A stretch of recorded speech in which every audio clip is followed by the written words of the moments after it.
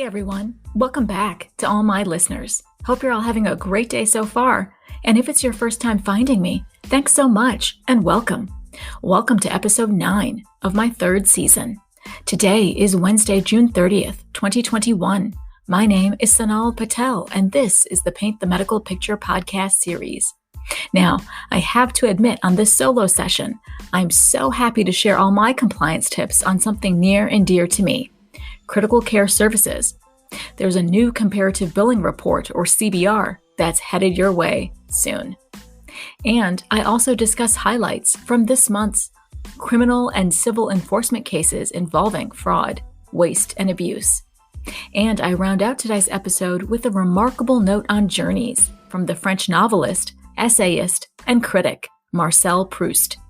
If you've checked me out on LinkedIn, you know I'm all about compliance and protecting our physicians and valued healthcare professionals when it comes to the business of medicine.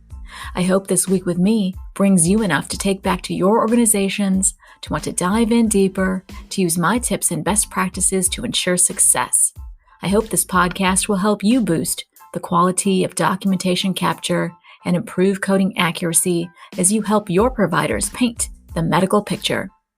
If you like what you're hearing, go ahead and hit that subscribe button now so you don't miss another episode. Please write in a review and drop me a 5-star rating on Apple Podcasts or wherever you listen to my podcast. I'd really love your support.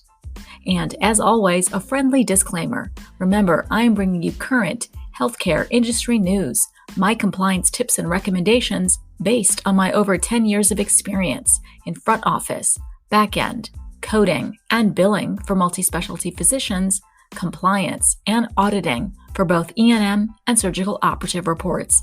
These are my opinions alone and are not to be construed as legal advice. So let's get into Newsworthy, the month of June's fraud, waste, and abuse cases. Now, this month saw 25 cases as of the recording of this episode. Early June saw a licensed professional counselor engaged in a scheme to submit claims for psychotherapy services that were supposedly provided to Medicaid patients.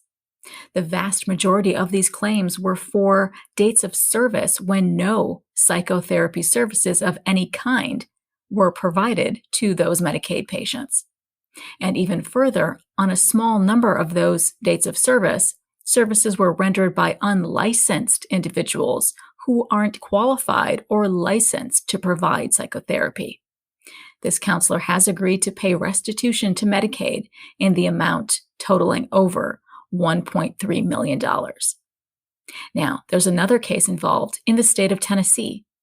There's a doctor that was involved in an elaborate scheme involving a mobile Suboxone clinic through which he issued prescriptions for Suboxone, clonazepam, and diazepam in the name of another doctor.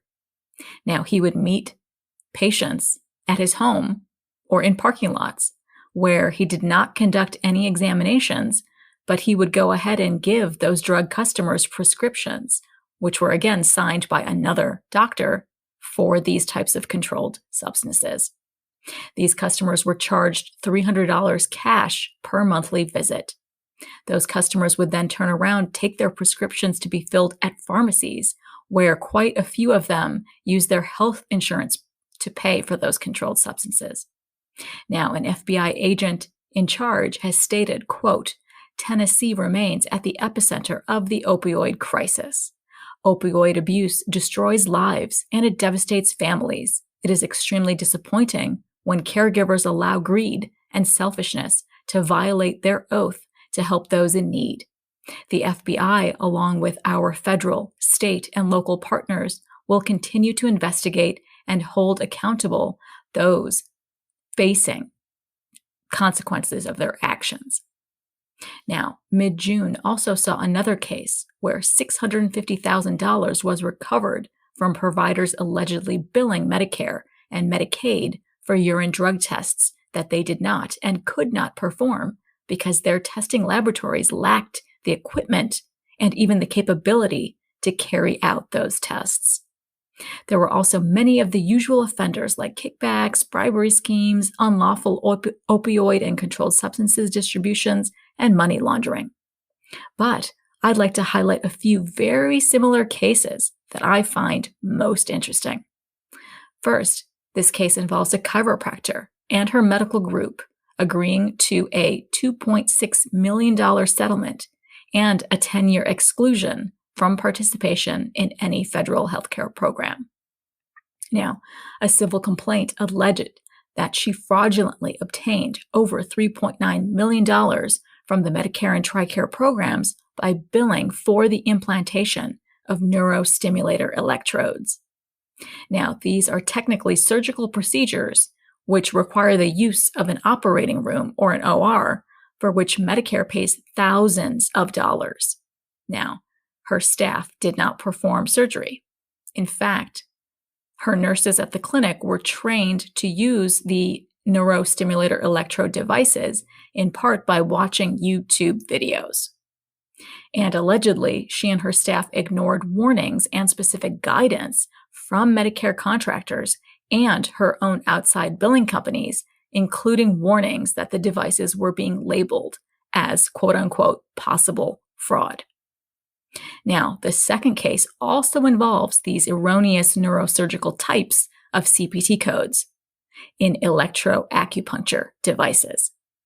Here, there are 3 separate healthcare providers within the Western District of Texas who have agreed to pay a collective over $1 million to resolve liability under the False Claims Act, the FCA, for the alleged improper billing of those electroacupuncture devices.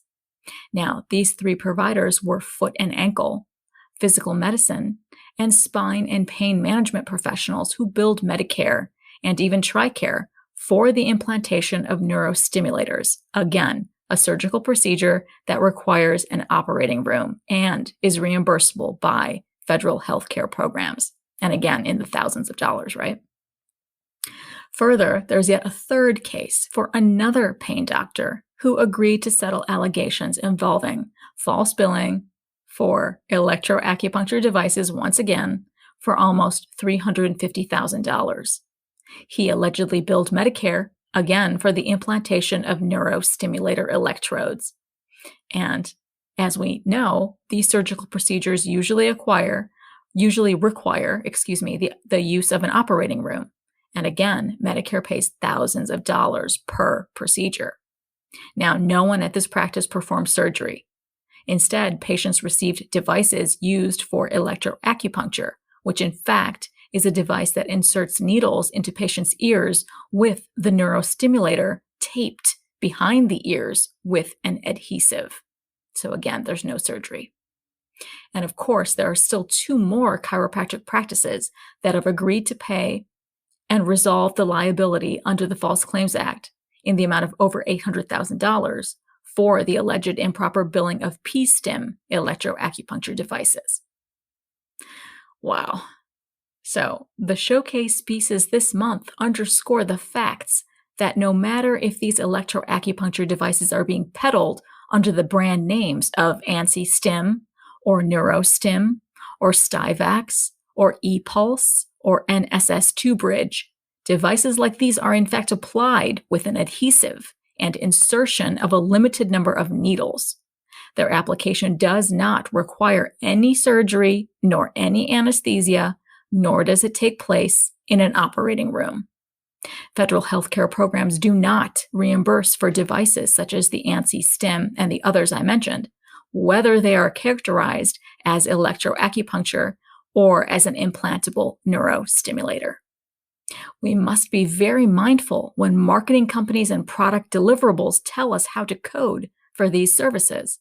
These folks do not hire certified coding specialists or compliance consultants. They simply choose codes that are erroneous and not applicable to Medicare or any other specific payer guidelines. In this case, the chosen codes are definitely reimbursable, but they're reimbursable at a higher level, right? Since they're located in the 60,000 section of CPT codes, the surgical section. Now, I always recommend practices to perform due diligence and get the right, reputable advice and guidance from certified coding professionals and compliance consultants when new service lines are under consideration. So, I always believe these types of fraud, waste, and abuse cases are most helpful. Take a deeper look into these reports and see how they may affect you, your provider, your facility.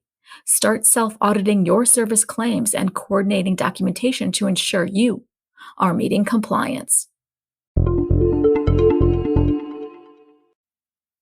And now, it's time for my best practice tips in Trusty Tip. A comparative billing report, a CBR, has been issued for critical care evaluation and management services by CMS. Now, many practices should have or should be now receiving it in the month of June. It's CBR number 202105. It's the 5th CBR for the year to date.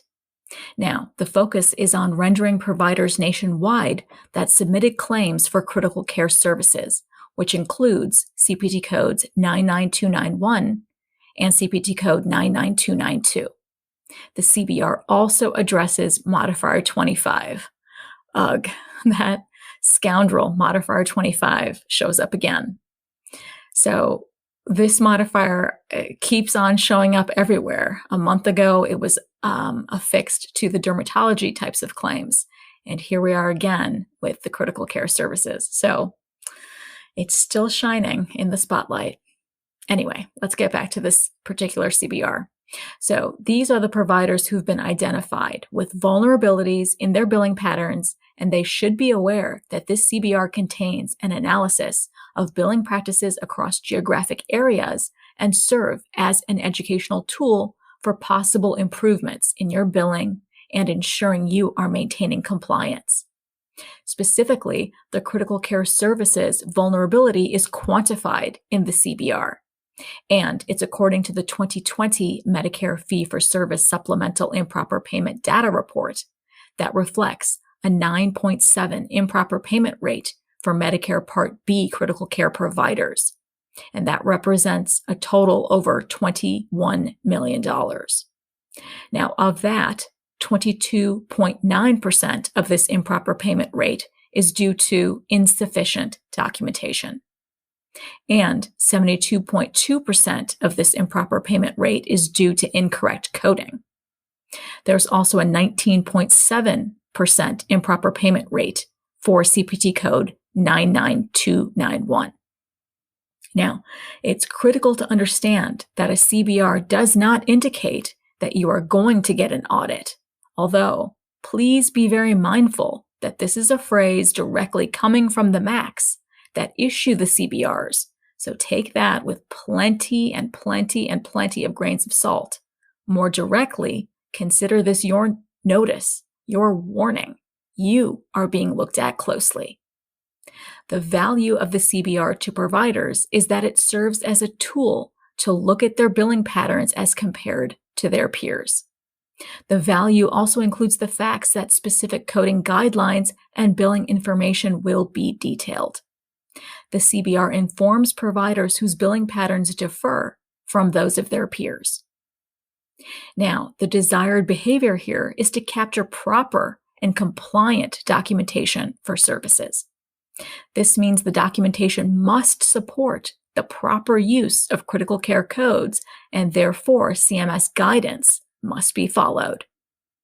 These elements require number 1, medical necessity, number 2, critical illness or injury with acute impairment to one or more vital organ systems, number 3, high complexity decision making, and number 4, the time spent in critical care.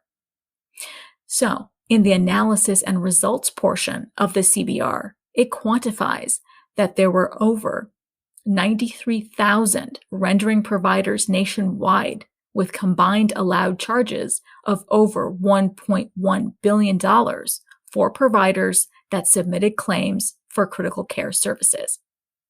Also, the CBR provides the date parameters or scope for these claims is from January 1st, 2020 through December 31st, 2020. Now, let's get into the rationale for why providers are going to be receiving this CBR. First, CMS will identify that you are quote unquote significantly higher compared to state or national averages or percentages in any of the metrics, like greater than or equal to the 90th percentile. Second, CMS will identify that your billing is number one, significantly higher compared to either state or national averages in any of the three metrics. Again, greater than or equal to the 90th percentile. And second, they'll identify that your billing, you have to have at least 30 total beneficiaries with claims for either CPT code 99291 or CPT code 99292. And third, you will have to have had at least $20,000 in total allowed charges for critical care E&M CPT codes. Now, remember, critical care is defined as, quote, the direct delivery by a physician or other qualified healthcare professional of medical care for a critically ill or critically injured patient. A critical illness or injury acutely impairs one or more vital organ systems such that there is a high probability of imminent or life-threatening deterioration in the patient's condition, end quote. Critical care codes, once again, include CPT codes 99291 and 99292.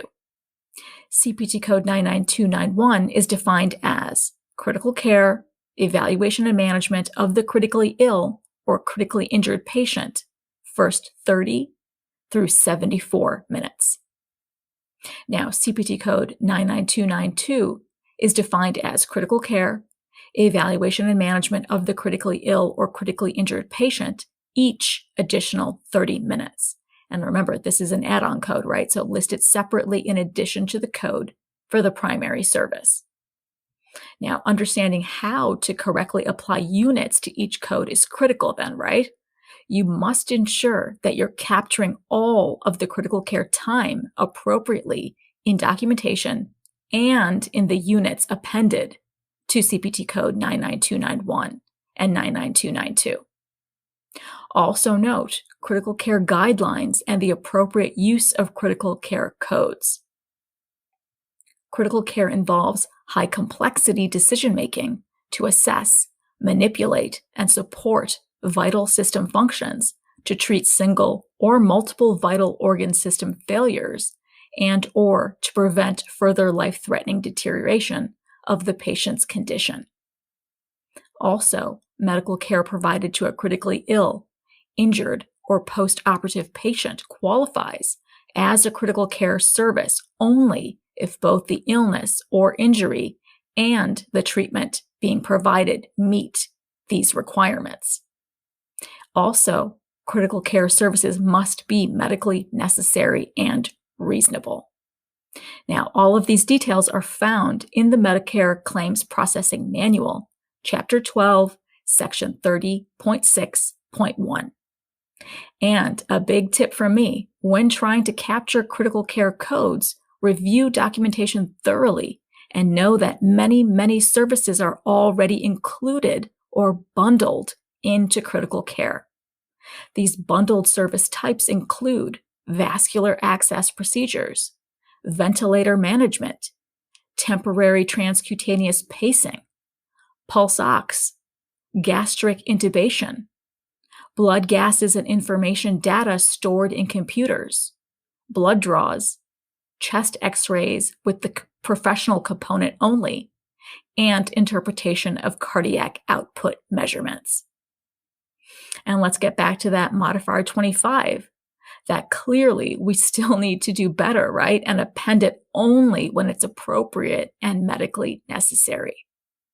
So remember, CPT defines modifier 25 as, quote, significant, separately identifiable evaluation and management service by the same physician or other qualified healthcare professional on the same day of the procedure or other service. And it's also a significant and separately identifiable E&M service is defined or substantiated by documentation that satisfies the relevant criteria for the respective E&M service to be reported. So let's move on to their 3 metrics. Metric number 1 is for the percentage of critical care services submitted with modifier 25. Their metric number 2 is for the average number of critical care visits per patient. And their third metric is for the average allowed charges per patient. So this CBR should have all of us performing critical care services really buckle down, right? And self-audit whether we received this CBR in the mail or not. Now is a great time to dive deeper into your own data, beat the payers to the punch, so to speak, and pay attention to what you're sending out the door. Is it really in compliance? But by painting all of these fine details of the medical necessity into the medical picture, a provider's documentation will support the code selection by its very definition. The medical necessity will be supported for a certified medical coder to then abstract codes with accuracy. And finally, in this week's inspiring quote in Spark, it's from the French novelist Marcel Proust. We don't receive wisdom. We must discover it for ourselves after a journey that no one can take for us or spare us. So very true, right? I think this is a perfect quote that reminds us, inspires us. We must be brave enough to forge our own path and take steps in our journey, knowing that journey will twist and turn, knowing that with each twist and turn, we may be affronted with temporary discomfort.